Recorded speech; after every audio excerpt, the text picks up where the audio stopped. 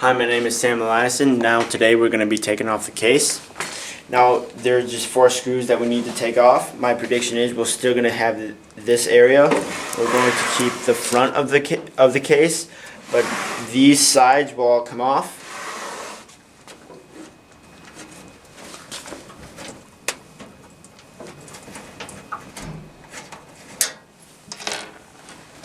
Now that we have taken off the walls, we'll start taking on the inside of the case.